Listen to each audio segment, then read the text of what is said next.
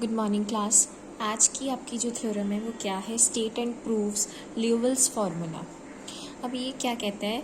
देखो, एक तो आपको स्टेटमेंट भी ध्यान रखनी पड़ेगी। अब इसमें है क्या? Let A of t be a n cross n matrix with continuous elements on interval I. Last जो मैंने बेसिक्स बताए थे उसमें मैंने आपको ऑलरेडी ए टी को डिफाइन कर दिया था, ठीक है।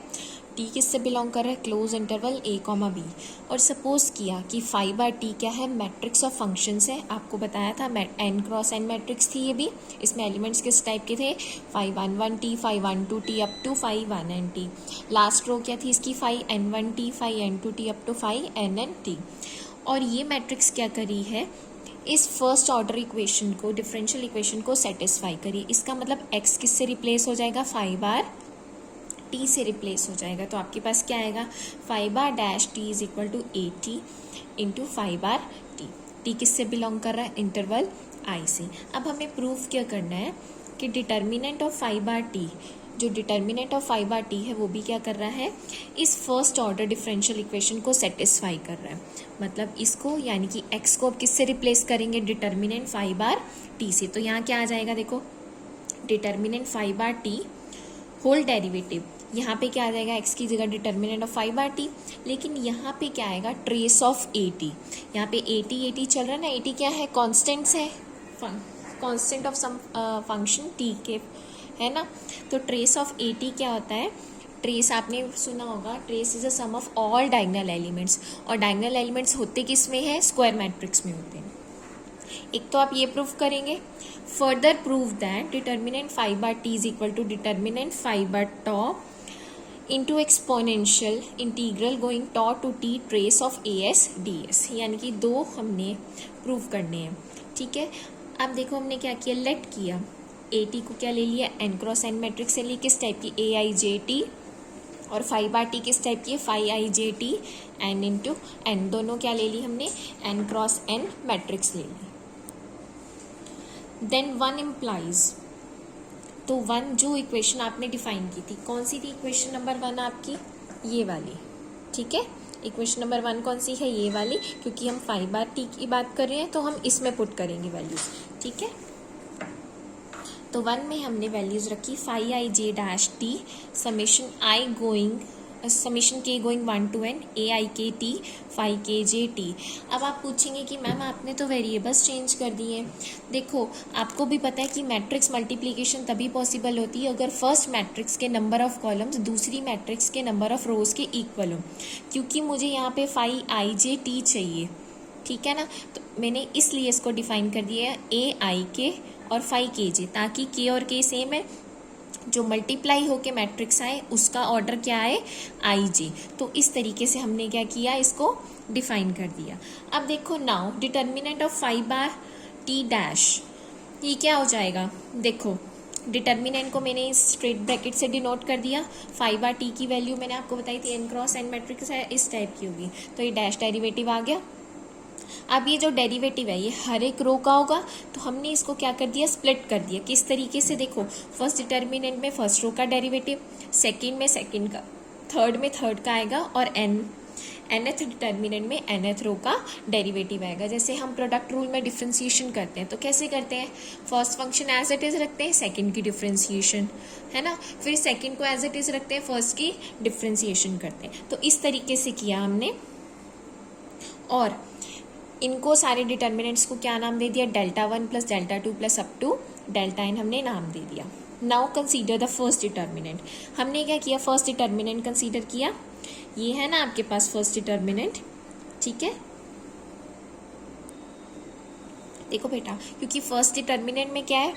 5, ये था ना आपके पास 5 डैश 1 1 टी, फिर क्या था? 5 डैश 1 2 टी, फिर क्या था? 5 डैश 1 के 1 n टी, यही था ना।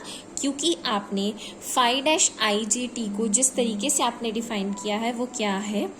समेशन के going 1 to n A I K T 5 के जे टी। अब मैं 5 1 1 डैश की अगर वैल्यू निकालूं, ठीक है ना, तो वो क्या बनेगी आपके पास? ए 1 के टी फिर 5 के 1 टी। क्योंकि ये के सेम हो जाएंगे, आपके पास क्या आ जाएगा? यहाँ पे 5 डैश 1 1 आ जाएगा। ठीक है। इसी तरीके से आप इसकी वैल्यू निकालेंगे। तो ये हमने वैल्यूज़ रखी है कौन से रिलेशन से, जहाँ पे आपने लिखा है देन वन इम्प्लाइज, यानी कि ये वाला रिलेशन जो है, इस रिलेशन से हम इसकी वैल्यू निकाल रहे हैं फर्स्ट रो की। इस तरह से हमने ये वैल्यूज़ निकाल के यहाँ पे पुट कर दी हैं और कुछ नहीं किया अभी तक हमने। अब देखो बेटा, क्योंकि k कहाँ से जा रहा है, 1 से लेके n तक जा रहा है, ठीक है। देखो बेटा, हम डेल्टा वन जहाँ सॉल्व करे थे, ये फर्स्ट टर्म थी इसकी, k गोइंग 1 to n। जब मैं इसको ओपन करती हूँ ना, तो मेरे पास देखो क्या बनेगा, a11t 511t, ठीक है। फिर सेकेंड टर्म क्या बनेगी, a12t 521t, यही बनेगी। फिर थर्ड टर्म क्या बनेगी, a13t 531t, ठीक है। और लास्ट हम n तक जा रहे हैं ना हम, तो क्या बनेगी, a1nt और 5n1t, यही बनेगी आपके पास ये टर्म। क्योंकि अब ये क्या कर रहा है, ऑपरेशन लगा रहा है, किसमें, ऑपरेटिंग R1 मतलब ये है, इसको, ये तो भी सिर्फ पहला एलिमेंट है, इसी तरीके से दूसरा भी बनेगा, तीसरा भी, और n वाला भी बनेगा ना। तो ये ऑपरेशन लगा रहा है R1 में। क्या ऑपरेशन लगा रहा है कि R1 माइनस क्या करने जा रहा है, a12 tr2, ठीक है, minus a13 tr3 up to कहाँ तक माइनस कर रहा है, a1n trn तक माइनस कर रहा है, ठीक है। यही कर रहा है ना ये। देखो R1 तो आपके पास ये पूरा हो गया। सेकेंड एलिमेंट देखो क्या है, 521t, फिर क्या आएगा 531t। इसी तरह से क्या बचेगा आपके पास, 5n1t। तो होगा क्या, ये इसमें से सारे एलिमेंट्स माइनस हो जाएंगे यहाँ से, आपके पास सिर्फ कौन सा एलिमेंट बचेगा, a11t 511t। तो फर्स्ट रो में ये एलिमेंट आ जाएगा, सेकंड में ये बचेगा और लास्ट में ये बचेगा। क्योंकि R1 पे ये ऑपरेशन लगा रहे हैं तो और किसी पे कोई फर्क नहीं पड़ेगा।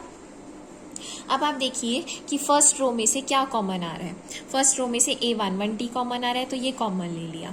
आपके पास अंदर क्या रह गया, ये रह गया। और ये कौन सी मैट्रिक्स है, 5/t मैट्रिक्स है, क्योंकि डिटर्मिनेंट है, तो हम इसको इस तरीके से लिख सकते हैं, बिल्कुल लिख सकते हैं। सिमिलरली आप delta 2 delta 3 up to delta n निकाल सकते हैं, इस तरह से निकाल लिया। इन सबको जब आपने ऐड किया तो यहाँ पे क्या आएगा, delta 1 plus delta 2 plus delta 3 up to delta n। और ये क्या बन जाएगा आपके पास इस साइड में क्या बन रहा है, देखो ये जो 5/t का डिटर्मिनेंट है, इसको हमने लिख लिया डिटर्मिनेंट ऑफ 5/t, ठीक है। और यहाँ पे क्या बचा, देखो आपके पास a11t plus a22t plus annt, ये क्या है, डायगोनल एलिमेंट्स का सम है। और इसको आप क्या लिख सकते हैं, ट्रेस ऑफ 80, ठीक है, ट्रेस ऑफ 80। और इसको क्या लिख सकते हैं, डिटर्मिनेंट ऑफ 5/t लिख सकते हैं आप, ठीक है।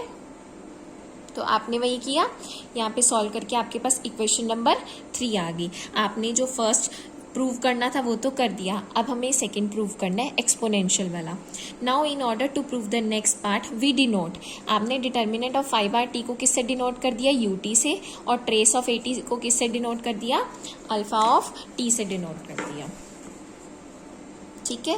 तो आपके पास इक्वेशन नंबर 3 ये बन गई। सिर्फ वैल्यूज जो आपने डिफाइन किए वो पुट की है। u' को आप लिख सकते हैं du/dt, बिल्कुल लिख सकते हैं। फिर आपने क्या किया, ut को इधर ले आए डिनोमिनेटर में, अल्फा t को इधर ले गए, सॉरी dt को इधर ले गए। अब दोनों तरफ क्या किया, इंटीग्रेट किया between the limits tau to t। तो ये आपने इंटीग्रेट किया, upper limit minus lower limit कर दिया यहाँ पे, ये एज इट इज। देखो log m minus log n क्या होता है, log of m upon n, और ये log वो किस में ले गया, दूसरी साइड ले गया एक्सपोनेंशियल के टर्म में। तो ut किसके इक्वल आ गया, u टॉ एक्सपोनेंशियल ये आ गया। तो आपने जो इनके नाम दिए थे हमने वही रिप्लेस कर दिए दोबारा से, और ये हमारा सेकेंड पार्ट क्या हो गया, प्रूव हो गया। और इसी के साथ आपका ल्यूविल्स फार्मूला कंप्लीट हो गया।